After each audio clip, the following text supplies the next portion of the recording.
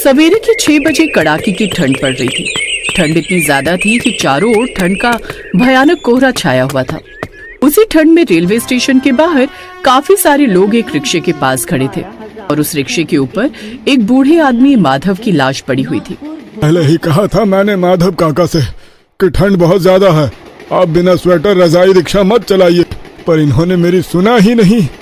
ये ठंड तो अब लोगों की जान लेने लग गई है। पता नहीं कब हमें इस ठंड से छुटकारा मिलेगा। बूढ़ा आदमी माधव जो इस कड़ाके की ठंड में बिना कंबल रजाई स्वेटर के फटे पुराने कपड़े पहनकर रिक्शा चला रहा था और इसी भयानक ठंड ने माधव की जिंदगी छीन ली। माधव की मौत देखकर पास खड़े रिक्शा चालक सब घबरा जाते हैं। कितनी ठंड है, ये ठंड तो शरीर की हड्डियों में सुई चुभाने जैसी तकलीफ दे रही है। बेचारे माधव काका ठंड की वजह से मौत के मुंह में चले गए। देख ले लक्ष्मण, ठंड भी जान लेती है, इसलिए अब तू भी स्वेटर या कंबल ओढ़ कर आया कर। इस तरह अगर तू भी फटे कपड़े पहनकर ठंड में रिक्शा चलाता रहा तो एक दिन तू भी भगवान को प्यारा हो जाएगा। हाँ, उन सभी लोगों ने स्वेटर कंबल ओढ़े हुए थे। बस अकेला लक्ष्मण ही ऐसा था जिसके पास ठंड से बचने के लिए ना तो कोई कंबल था ना कोई स्वेटर था। वो इतनी ठंड में भी फटे कपड़े पहनकर रिक्शा चला रहा था। कितनी ठंड है। लक्ष्मण कांपते हुए अपने छोटे से घर में आता है तो अंदर उसकी पत्नी राधिका और 2 छोटे बच्चे राहुल चिंकी ठंड में कांपते हुए फर्श पर लेटे थे। आप इतनी जल्दी कैसे आ गए? तभी लक्ष्मण राधिका को माधव की दर्दनाक मौत के बारे में बताता है। बाप रे, ये ठंड तो अब लोगों की जान भी लेने लगी है। आज सभी रिक्शा बंद है। सोचा था आज कुछ कमाई होगी तो घर में राशन भर लेंगे, पर यह हादसा हो गया।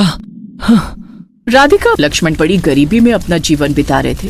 तभी लक्ष्मण भी उस बड़ी सी अनाज की बोरियों की बनी रजाई को ओढ़कर घर में बैठ जाता है।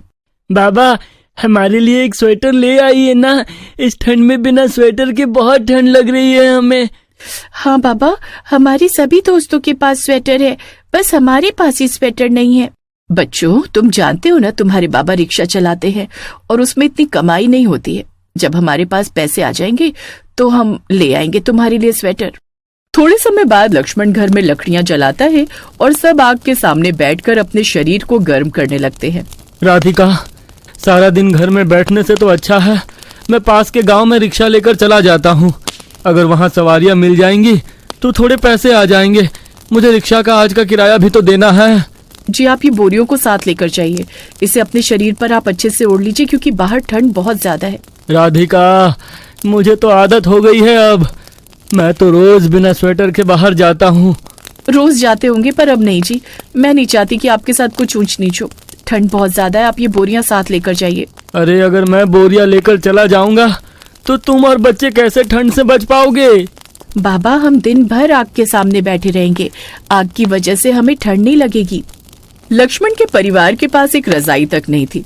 वो सब बोरियों से बनी रजाई से ही अपने आप को ठंड से बचाते हैं।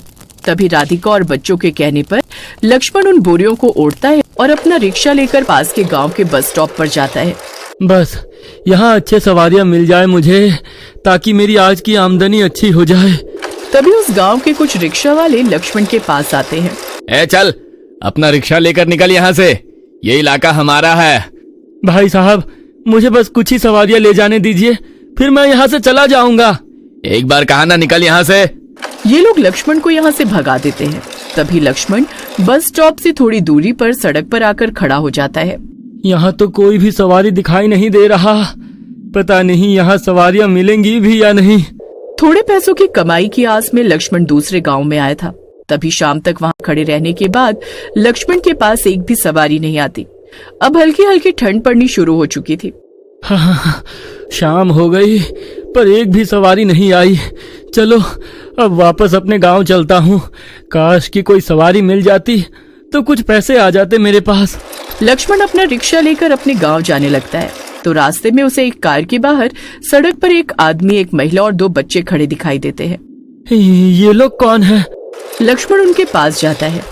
भाई साहब, क्या आप हमें पास के गांव में छोड़ सकते हैं? वो क्या है ना, हमारी गाड़ी खराब हो गई है। हाँ, बैठिए। चारों लक्ष्मण के रिक्शे में बैठ जाते हैं। तभी लक्ष्मण काफी जोर लगाकर ठंड में कांपते शरीर के साथ रिक्शा चलाने लगता है। लक्ष्मण ने टूटी चप्पल पहन रखी थी। भाई साहब, ठंड कितनी ज्यादा है, आपने स्वेटर क्यों नहीं पहनी? मैम साहब, मेरे पास स्वेटर नहीं है। अरे तो भाई एक खरीद लो ना स्वेटर। इतनी ठंड में बिना स्वेटर के रिक्शा चलाते रहोगे तो तुम बीमार हो जाओगे।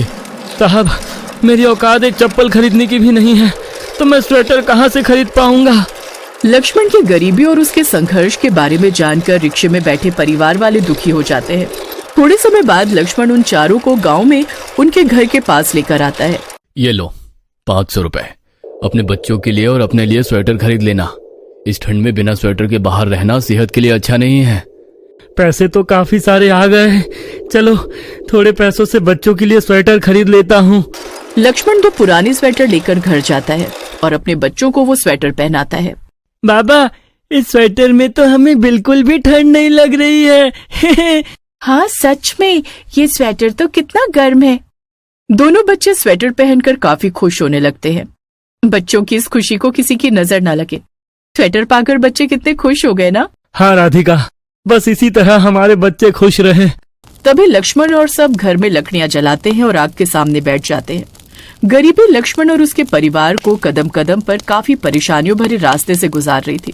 बहरहाल इसी तरह दिन प्रतिदिन बीतने लगे। लक्ष्मण ठंड में रोज बोरियों को ओढ़कर गांव में रिक्शा लेकर जाने लगा। अब गांव में रोज रोज उसके रिक्शे में केवल 3 से 4 सवारियां ही आने लगी। एक शाम ठंड के कारण अचानक से लक्ष्मण के घर की कच्ची छत टूटकर नीचे गिर जाती है। लक्ष्मण और उसका परिवार बाहर आंगन में थे। अरे बाप रे, ये छत कैसे टूट गई? अरे ये क्या हो रहा है हम गरीबों के साथ? एक तो परेशानी इतनी ज्यादा है, ऊपर से अब ये छत भी टूट गई। रात का समय, सब बगैर छत के उस घर में फर्श पर लेटे हुए थे। खुले छत से बेतहाशा ठंडी हवा घर में आ रही थी। बाबा, मुझे बहुत ठंड लग रही है। मुझे भी बहुत ठंड लग रही है बाबा। टूटी छत से तो बहुत ठंडी हवा आ रही है। हम इतनी ठंड में नहीं सो पाएंगे यहाँ। पर सोना तो पड़ेगा ही, बाहर इससे भी ज्यादा ठंड है। फिर क्या था, पूरा परिवार रात भर ठंड में कांपते हुए घर के एक कोने में बैठा रहा। अगले दिन रात भर ठंड में रहने से दोनों बच्चों को काफी तेज बुखार आ जाता है। बच्चों को तो कितनी तेज बुखार आ गया। अब बच्चों को डॉक्टर के पास कैसे ले जाऊं? मेरे पास तो पैसे ही नहीं है, ऊपर से छत भी टूट गई। हम गरीबों की परेशानियां दूर कर दीजिए भगवान। पास में पैसे नहीं थे, घर की छत नहीं थे और बच्चे बीमार हो चुके थे। ऊपर से ठंड ने अपना कहर मचा रखा था। थोड़े समय बाद छत की मरम्मत भी करवानी जरूरी है और रिक्शा ले जाना भी जरूरी है। राधिका, मैं दोपहर तक रिक्शा लेकर गांव में जाता हूँ, उसके बाद मैं जंगल जाकर लकड़ियां ले आऊंगा ताकि हम छत की मरम्मत करवा सके। जी, हम छत की मरम्मत की बजाय छत को प्लास्टिक से ढक देते, उसे लगाने से हमें ठंड नहीं लगेगी। हाँ सही कहा तुमने, वो प्लास्टिक तो काफी सस्ता मिल जाता है। तभी लक्ष्मण रिक्शा लेकर गांव में चला जाता है और ठंड में कांपते हुए सारा दिन गांव में रिक्शा लेकर घूमता है। इसी तरह दिन प्रतिदिन बीतने लगे। 8 दिन बाद लक्ष्मण के पास 1000 रुपए जमा हो चुके थे।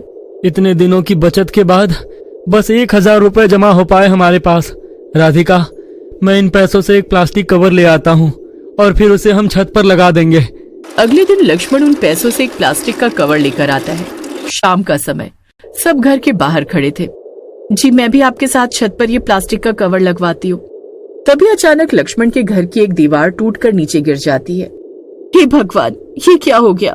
हमारे घर की तो दीवार ही टूट गई। ये सब क्या हो रहा है हमारे साथ? क्यों एक के बाद एक हमारे ऊपर परेशानियां आती जा रही है? राधिका और सब काफी दुखी हो जाते हैं। जी, अब छत की मरम्मत कराएं या दीवार की? लगता है हम गरीबों के जीवन में सुकून लिखा ही नहीं है। एक काम करते हैं राधिका, हम यहीं आंगन में लकड़ियां गाड़कर एक प्लास्टिक से एक तंबू बनाकर उसमें रहते हैं, क्योंकि अंधेरा होने को आ रहा है और ठंड भी बढ़ने लगी है।